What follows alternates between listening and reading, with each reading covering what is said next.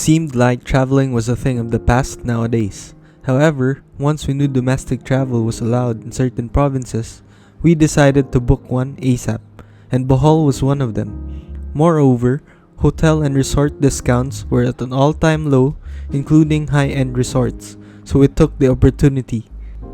So, first things first, here's a checklist before flying to Bohol. RT-PCR test within 72 hours, or saliva test from Red Cross only. We chose the latter since it was cheaper for 2K only per person. Confirmed hotel booking from accredited hotels. Flight details, tour itinerary from accredited agencies, and lastly, barangay acceptance day before your trip with personal QR code. For complete details, link in the description box below, including relevant contact persons for concerns and other inquiries. As restrictions are slowly lifted by government, tourists are gradually showing up. In fact, we were quite surprised with the number of people at the airport. So, I advise travelers alike to go earlier than usual. Check-in takes more time due to the verification of documents needed for travel. Now that's out of the way, let's go straight to Bohol. As we arrived at Panglao Airport, we were led to the QR code area wherein giving of instructions and checking of documents will take place. It was surprisingly quick and efficient. I hope other provinces will follow suit. Take note, no need to print your documents. They allow soft copies. Just make sure you have valid IDs to present. Once everything was completed, then we were good to go. Our hotel shuttle was already waiting outside and ready to pick us up. Hotel's location was just less than 10 minutes away from the airport. Very convenient. We decided to check in at Hana Resort since they had the best deal among the choices during the time of booking. We were able to book a superior room for 6 days, 5 nights for just 18k, including daily breakfast and free airport transfer. Remember, it is a 5-star hotel, so it was way below their usual rates. To get the best offers, I usually use Agoda, especially if you have vouchers, but I still compare prices between platforms like booking.com to make sure I get the best deal. In this case, we booked directly on Hana's official website since it was the cheapest offer. This was our first time to stay here, so our first impression was wow, this place is huge. Upon entering the vicinity, you'll be greeted with generous space from the parking, lobby, corridors, walkways, basically everything. Nothing to complain in that department. Facilities and amenities are still well maintained despite the pandemic, however, it's starting to show its age, but still pleasant to the eyes. Day 1, we checked out what the hotel has to offer. They have 2 pools operational from 6 AM to 10 PM. One just outside the lobby or reception area where other guests have direct access to. The other one is just across the beach, which obviously has a better view than the other one. It also has a pool bar wherein you can enjoy your food and drinks. I like the overall layout of the area. Very well thought of.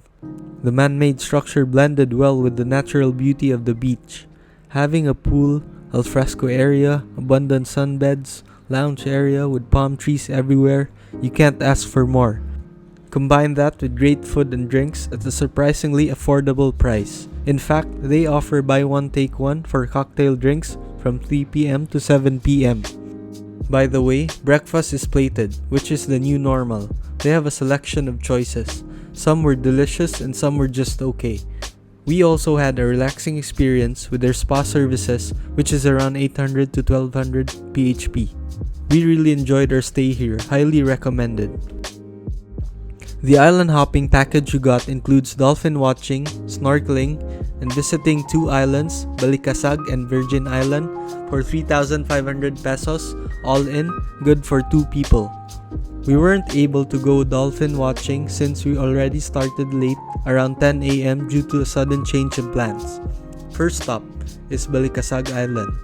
It has white sand beach and beautiful corals, both in shallow and deep waters. It is considered as one of the best snorkeling and diving spots in Bohol. In fact, we were able to witness the majestic turtles in the wild while snorkeling. They are humongous. It was just amazing to see them up close. We also had lunch in the island, kinilaw and grilled squid. A bit pricey though and not as delicious as we expected. Nonetheless, our stomachs were filled. Now, off to Virgin Island, also known as Pungtud Island. It is a lengthy sandbar that extends to a small island. Nothing much to do here except stroll, swim, and just appreciate the tranquility, especially with almost no people around. Take note that the surrounding area is grassy, if that makes sense.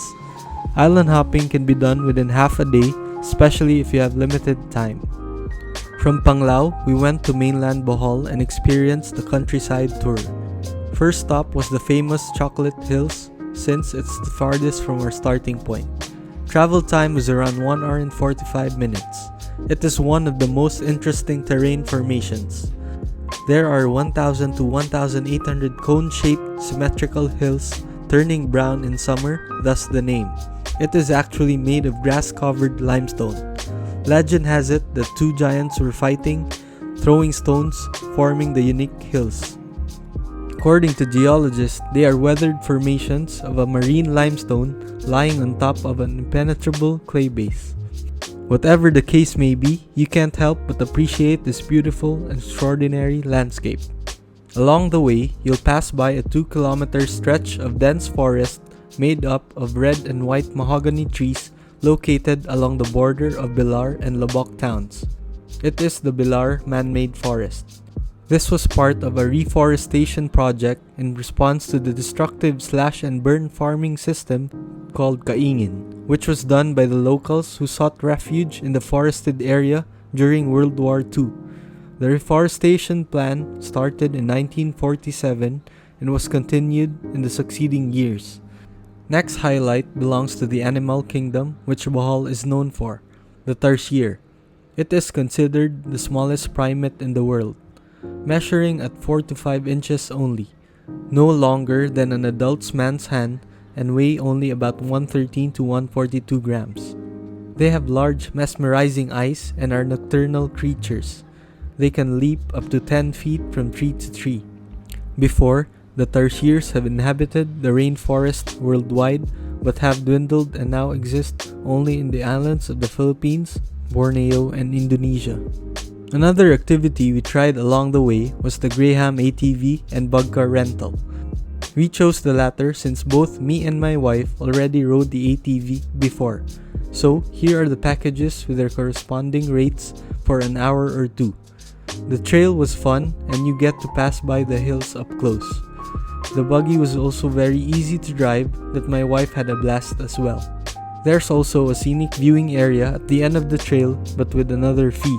We didn't try it ourselves since we already had a great viewing experience from above.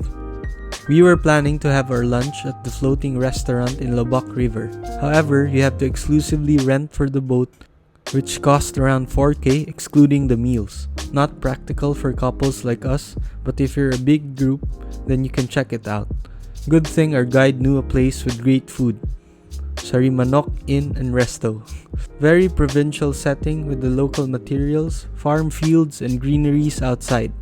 We ordered their best sellers, sisig, chop suey, and buttered chicken. Now, this is what I call real food. No compromises here. Cheap but delicious. Another heritage that Bohol is proud of is the number of old churches standing in this island. In fact, almost all 47 towns have old stone churches as a result of Spanish influence. Unfortunately, most of these churches were damaged during the devastating 2013 earthquake. On a positive note, they were able to restore most structures and are now standing strong as ever. One particular church we were able to visit is Baclayan Church, one of the oldest churches in the Philippines. It was built in 1596. The National Historical Commission of the Philippines declared it as a historical cultural value and a national cultural treasure. The last place we visited before we called it a day was Bohol Bee Farm.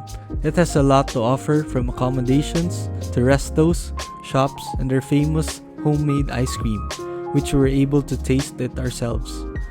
We tried their best sellers, malunggay, and their new flavor, calamay. It did not disappoint. It's so creamy and tasty that I wanted to try all their flavors. That's how good it is. Before I end my video, I'd like to feature a few local restos. What's a place without great food, right?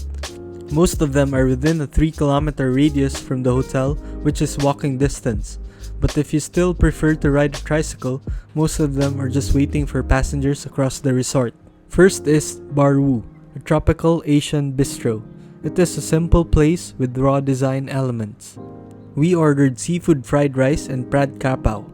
As you can see, they have very generous servings and, more importantly, flavorful meals at a reasonable price range. The food was great that I can recommend other dishes as well.